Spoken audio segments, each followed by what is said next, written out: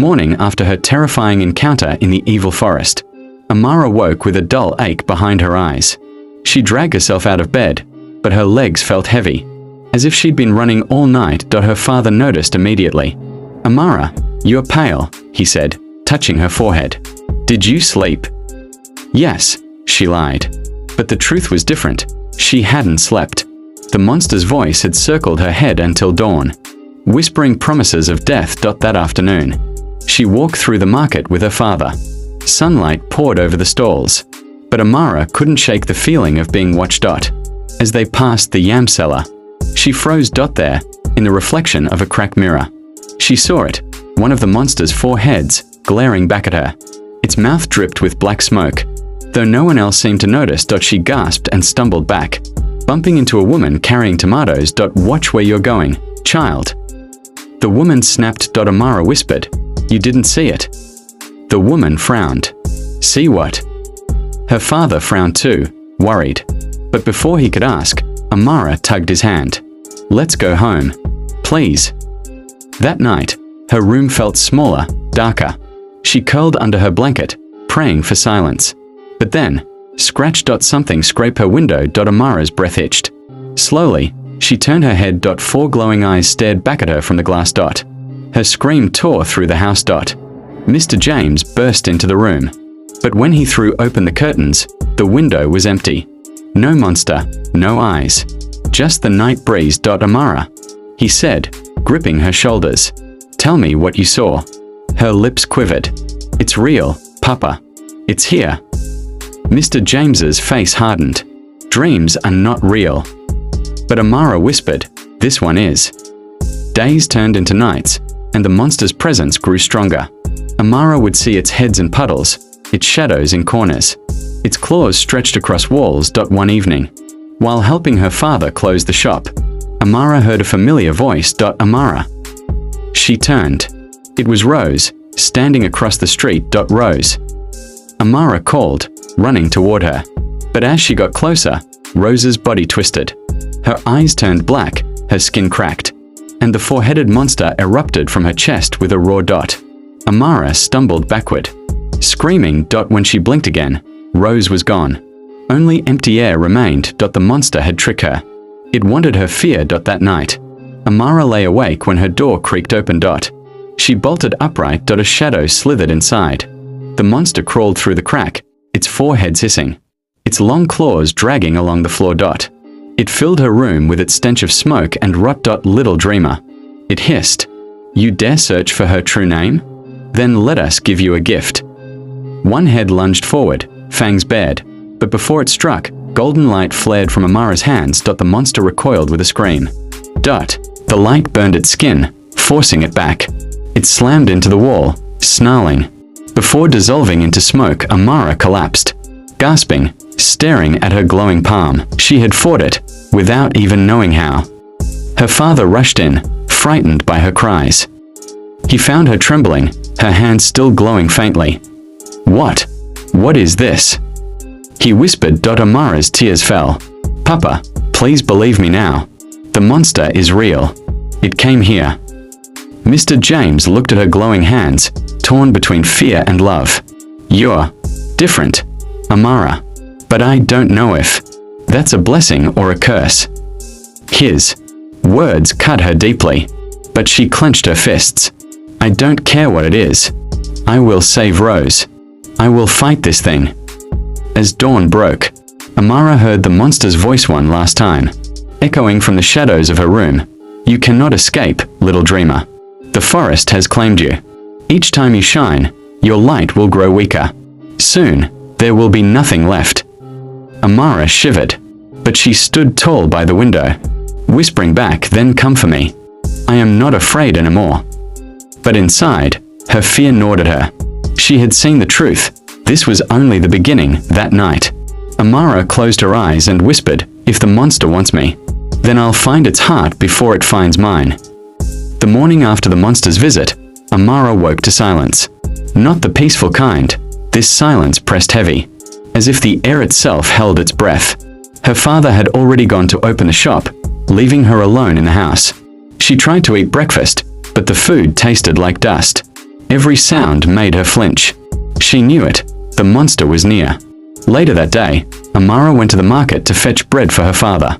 The place was alive with chatter, traders shouting, customers bargaining, children laughing. For a moment, she felt safe. Then the wind shifted. The laughter died. Chickens squawked and scattered. Dogs whimpered, tails tucked. Amara froze. Her eyes darted around. That rotten stench, smoke and decay, crept through the air. And then she saw it.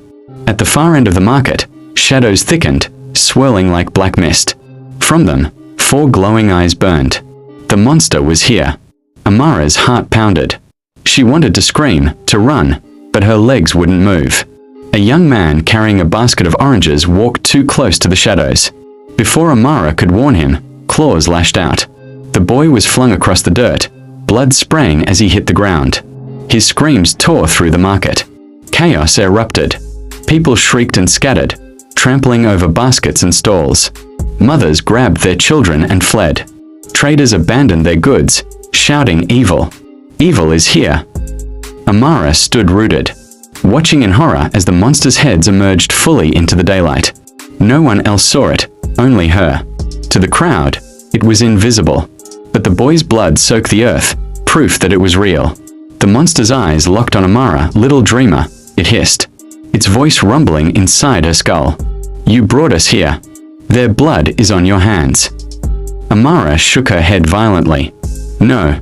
Leave them alone. Come for me. The monster laughed, its forehead speaking at once.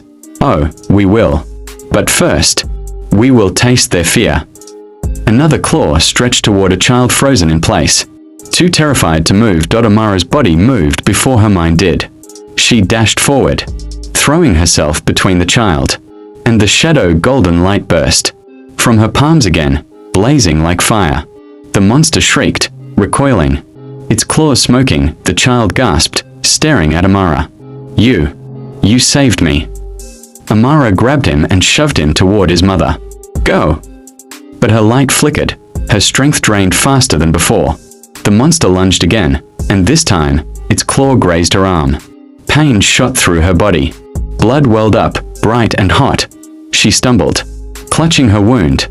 The monster's laughter rattled the stalls. See, your light weakens. Your blood stains the ground. You cannot fight us forever. The crowd only saw Amara fall. To them, she looked like a child who had cut herself on broken wood. But whispers spread, the strange girl. She's cursed. She brings evil wherever she goes. Tears blurred Amara's eyes. Her blood dripped onto the dirt, mixing with the boy's spilled oranges. Suddenly, strong arms lifted her. Amara. It was her father. He had heard the screams and come running. He pressed his cloth to her wound. Panic in his eyes. What happened? Amara wanted to explain, to scream that the monster was right there, but when she looked back, the shadows were gone. The market looked normal again, except for the injured boy crying on the ground. The monster had vanished, leaving only blood and fear behind. That night, as Mr. James cleaned her wound, his hand shook. This is enough, Amara, he said, his voice tight with anger and fear. Whatever this is, these dreams, these visions, it's destroying you. And now it's hurting others. Amara's eyes filled with tears. Papa, please listen. The monster is real. I saw it. It hurt that boy. It's after Rose. Her father slammed the basin down. Rose? Again with this Rose. She's just a woman. You're making up stories, and people are beginning to talk. They say my daughter brings misfortune. Amara's chest ached worse than her wound. I'm not lying. I swear. Mr. James turned away, his shoulders heavy. No more, Amara. You will stay home. Do you understand? She didn't answer, because deep down, she knew, staying home wouldn't stop the monster that night. As she lay in bed with her bandaged arm throbbing, the monster's voice slid through the darkness like poison. Did you feel it, little dreamer? Your blood on the ground. Your weakness spreading? We will bleed you dry. And when your light is gone, we will claim you, just as we claimed her. Amara pressed her hands to her ears, tears spilling down her cheeks. I won't let you win." But the shadows laughed. The final image lingers, Amara, trembling in bed, her blooded arm glowing faintly, while in the corner of her room the monster's eyes burned brighter than ever. The fight was no longer in her dreams. The monster had entered her world, and it wanted war. This is the end of part 3. Stay tuned for part 4. Amara's light flickers. Her blood stains the ground, and the monster's laughter fills the market. The people call her cursed, but is she truly their doom, or their only hope? Don't miss what happens next. Like this video, subscribe, and share so you'll be the first to uncover the truth.